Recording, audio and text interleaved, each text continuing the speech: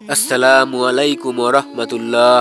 আজকে আপনাদের জানাবো হযরত ঈসা আলাইহিস সালামকে আল্লাহ তাআলা কেন আসমানে তুলে নিয়েছিল এবং কিয়ামতের আগে হযরত ঈসা আলাইহিস সালাম পৃথিবীতে কেন আসবেন।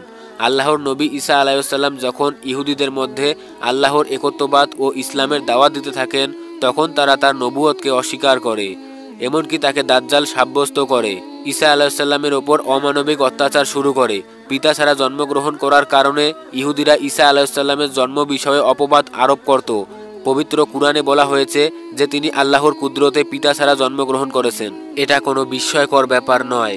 আদমের জন্মগ্রহণ ছিল আরও বেশি বিস্ময়কর ব্যাপার, কারণ তিনি পিতা এবং মাতা উভয় ব্যতীত জন্মগ্রহণ করেন। হাসান বসরি ও মুহাম্মদ ইসহাক বলেন, ওই বাদশাহর নাম ছিল দাউদ ইবনে নুরা। সে ঈসা আলাইহিস সালামকে হত্যা ও ক্রুশবিদ্ধ করার হুকুম দেয়। হুকুম পেয়ে ইহুদিরা শুক্রবার দিবাগত শনিবার রাত্রে বায়াতুল মুকাদ্দাসের একটি কক্ষে ঈসা আলাইহিস সালামকে অবরুদ্ধ করে রাখে। তারা তাকে হত্যা করার জন্য উঠে পড়ে লেগে যায়। হত্যা করার জন্য তার ঘর ঘেরাও করে।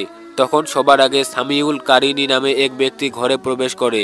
তখন আল্লাহ নবীকে নিজ কুদরতে আসমানে উঠিয়ে নেন আর সঙ্গে সঙ্গে তাদের ওই ব্যক্তির চেহারা ঈসা আলাইহিস সালামের মতো করে দেন। বাকি লোকেরা ঘরে প্রবেশ করে তাকে ধরে ফেলে এবং তাকে ক্রুশবিদ্ধ করে হত্যা করে। কেউ কেউ বলতে থাকে, তার চেহারা তো ঈসা আলাইহিস সালামের চেহারার মতো মনে হয়, কিন্তু তার শরীর তো আমাদের লোকেদের মতো। কেউ কেউ বলতে লাগে, এ নিহত ব্যক্তি যদি ঈসা আলাইহিস সালাম হয়, তাহলে আমাদের লোক গেল কোথায়? আর সে যদি আমাদের লোক হয়, তাহলে ঈসা আলাইহিস সালাম কোথায় গেল? এভাবে ধারণা করে এক একজন এক এক রকম কথা বলতে থাকে। তাদের কারো কাছে সঠিক জ্ঞান ছিল না। আল্লাহ তাআলা প্রকাশ করে দেন যে ঈসা আলাইহিস সালাম নিহত হননি, বরং তাকে আসমানে উঠিয়ে নেওয়া হয়েছে এবং ইহুদিদের ধাঁধায় ফেলা হয়েছে। পবিত্র কুরআনে বলা হয়েছে, বরং আল্লাহ তাআলা তার কাছে তাকে তুলে নিয়েছেন এবং আল্লাহ মহা পরাক্রমশালী। অথচ তারা তাকে হত্যা করেনি এবং তাকে শুলেও চড়ায়নি, বরং তাদের ধাঁধায় ফেলা হয়েছিল। আর এটা নিশ্চিত তারা তাকে হত্যা করেনি।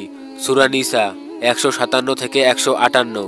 বর্তমানে ইহুদি খ্রিস্টান উভয় দল ভুলের শিকার।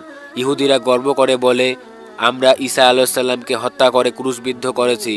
আর খ্রিস্টানরা মনে করে ঈসা আলাইহিস সালাম ক্রুশবিদ্ধ হয়ে নিজের উম্মতের গুনাহের কাফফারা আদায় করেছেন। অথচ ঈসা আলাইহিস সালাম আসমানে জীবিত আছেন। কিয়ামতের আগে দাজ্জাল বের হলে তিনি পৃথিবীতে অবতরণ করবেন এবং হযরত ঈসা আলাইহিস সালাম পৃথিবীতে দাজ্জালকে হত্যা করবেন।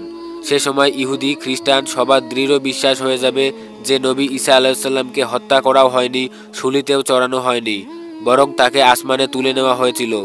সেখানে তিনি জীবিত ছিলেন। ঈসা আলাইহিস সালামের পৃথিবীতে অবতরণ কিয়ামতের একটি আলামত। কাজেই তোমরা কিয়ামত সন্দেহ করো না, এটা এক সরল পথ। সূরা যুখরুক আয়াত 61। ভিডিওটি ভালো লাগলে লাইক, কমেন্ট এবং শেয়ার করতে ভুলবেন না। আর হ্যাঁ, চ্যানেলটি সাবস্ক্রাইব করে আমাদের পাশে থাকুন।